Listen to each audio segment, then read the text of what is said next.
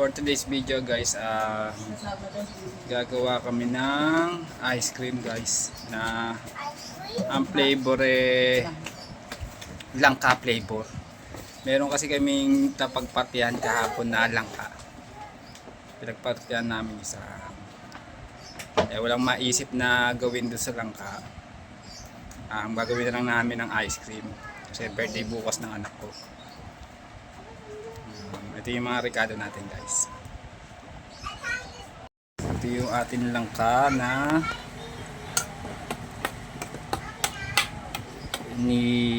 pinakuluan natin to para medyo maglasag-lasag guys.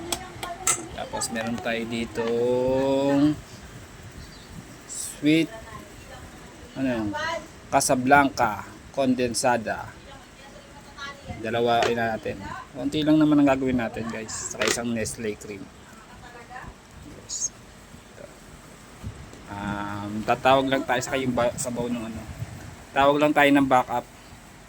So hindi natin kaya mag-isa te. Kailangan guys. Di! Pa-videoan ako.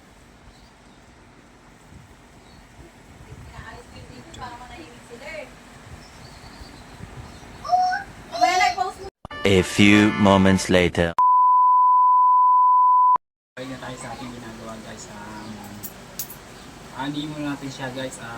Ilalasag-lasagin lang muna natin. Ano na ko na to kanina at papakita ko lang sa inyo kung paano yung ginagawa. Simple lang naman ang paggawa ng ice cream guys. Okay na siguro to.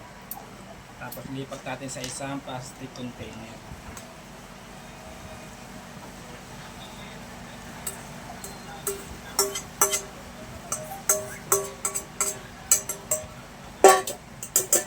Tapos salin na natin itong kondensada.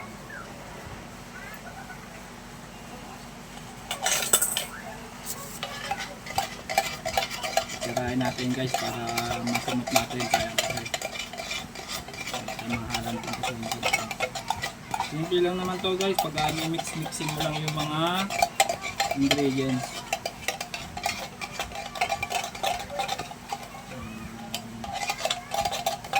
Shoutout nga pala sa nagbigay dito si Kuya Changes. Shoutout sa'yo. Ay hindi pala ibinigay sa akin. Kusa ko palang kinuha. Nilagay ko sa tricycle. Isa pa guys. Bali dalawa gagamitin natin.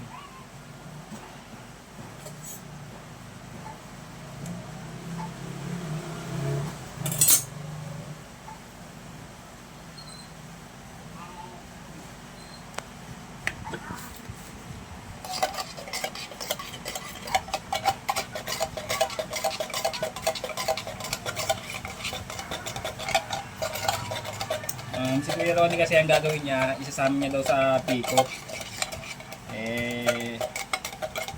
Sabi ko, may iba-iba naman, ice cream naman gagawin natin.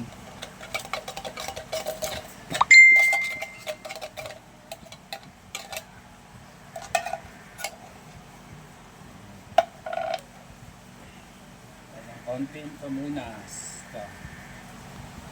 Tapos, itong ating Nestle cream. Tayong gunting, kilo na lang gamitin natin guys.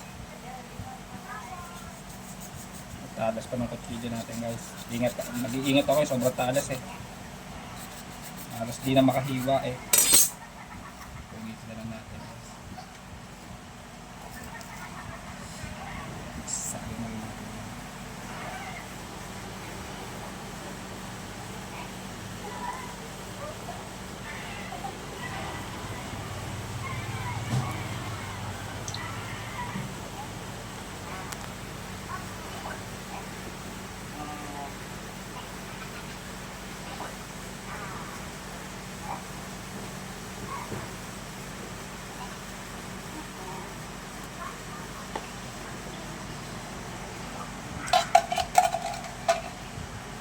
Sayang.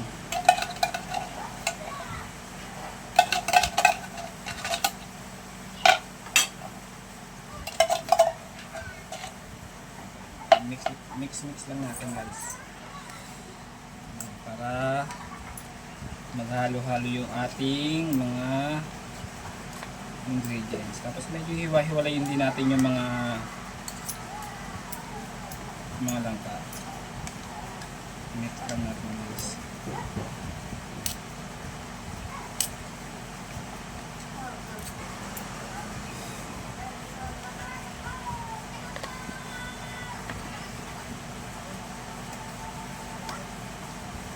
Pero mas maganda to kung may blender kayo guys. I-blend nyo. Para talagang mix na mix yung mga ingredients nyo. O kaya kung meron naman kayong kese, wala tayong kese, low budget tayo guys. Pwede rin siya lagyan ng pang ibabaw.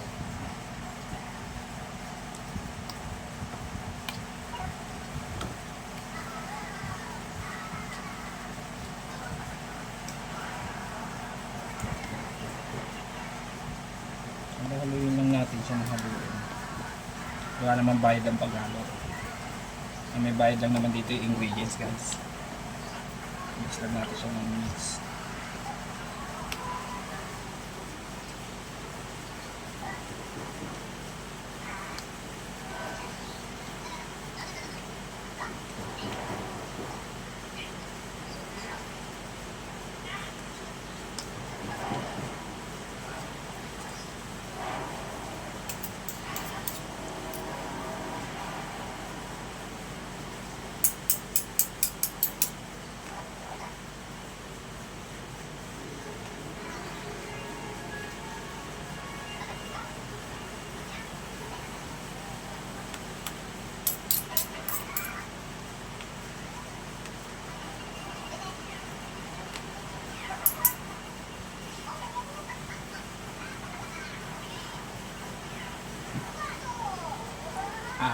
Ganito lang tayo guys.